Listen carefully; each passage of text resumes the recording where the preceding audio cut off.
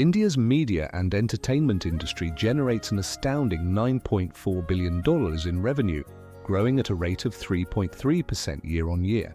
And it all began with the vision of one man, Dadasaheb Phalke. Dadasaheb Phalke, better known to the world as Dadasaheb Phalke, is a name etched in golden letters in the history of Indian cinema. Born on April 30, 1870 in the small town of Trimbak in Maharashtra, Phalke grew up in an era where India was under British rule, and the idea of an Indian making films was not just unlikely, it was unthinkable. Phalke's father was a Sanskrit scholar, and from childhood, Dadasaheb was exposed to mythology, storytelling, and art. This environment laid the foundation for his creative mind. He pursued art formally at the J.J. School of Art in Mumbai, where he studied drawing, photography, sculpture, and printing techniques. But though he was academically equipped, Phalke's journey was far from easy. In the early years of his career, he dabbled in various professions. He worked as a photographer, then a painter, later as a printer, and even a magician. He opened a printing press with German collaboration, but eventually had to shut it down due to internal disagreements and financial losses. These setbacks led to periods of depression and uncertainty. He faced ridicule and disbelief from people around him, who thought he was chasing impossible dreams.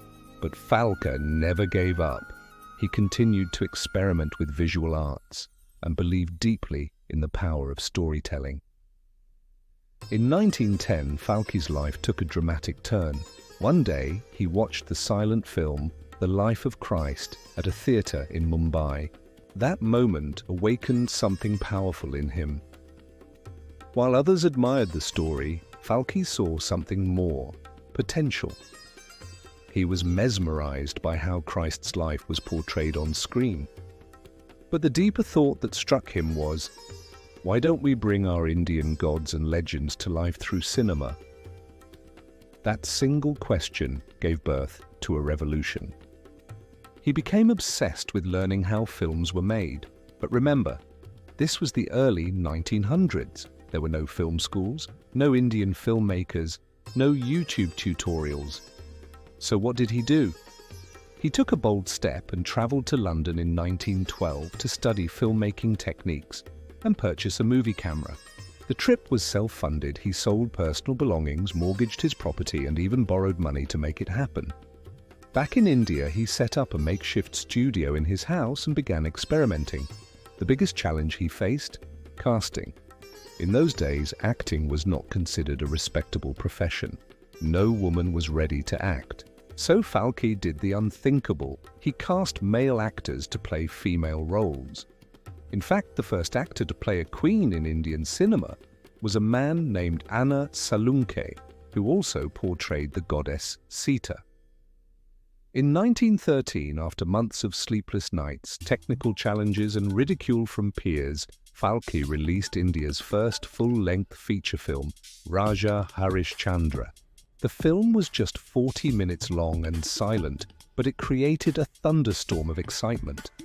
For the first time, Indian audiences saw their own mythology, costumes, gods, and moral values come alive on screen. The success of Raja Harishchandra was not just a personal victory for Phalke, it was a historic moment for India. It marked the birth of Indian cinema.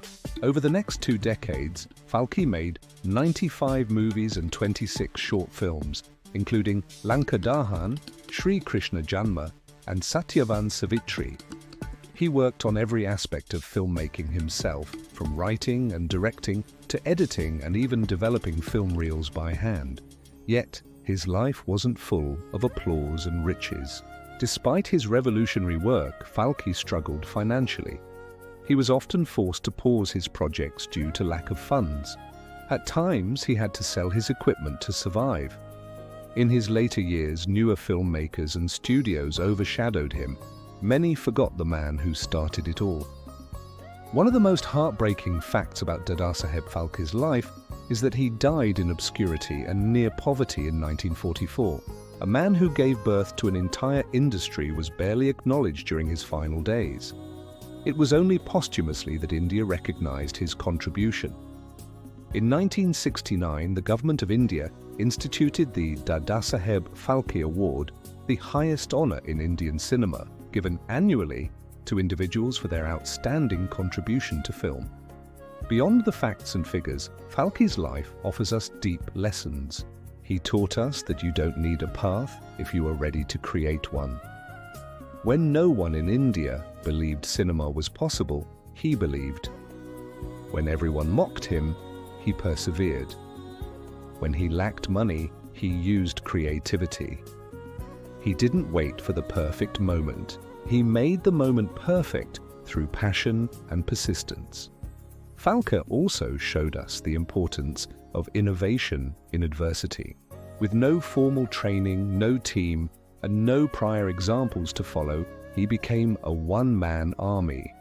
He learned camera mechanics, film processing, script writing, costume design, and editing, all on his own.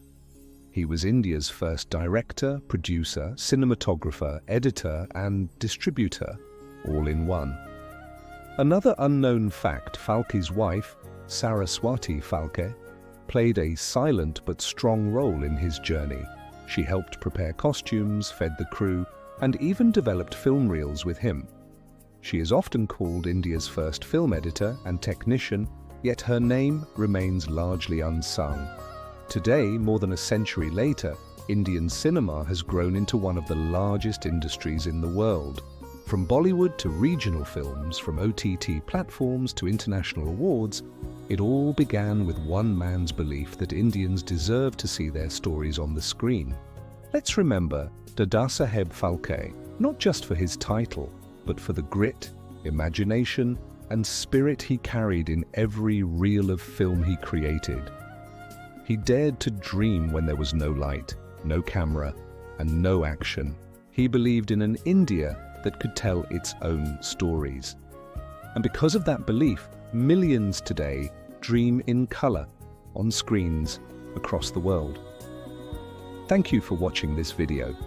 If this story inspired you, do like, comment, and most importantly, subscribe to our channel Dare to Dream, where we bring to you powerful stories of real-life legends who changed the world. Stay tuned and keep dreaming.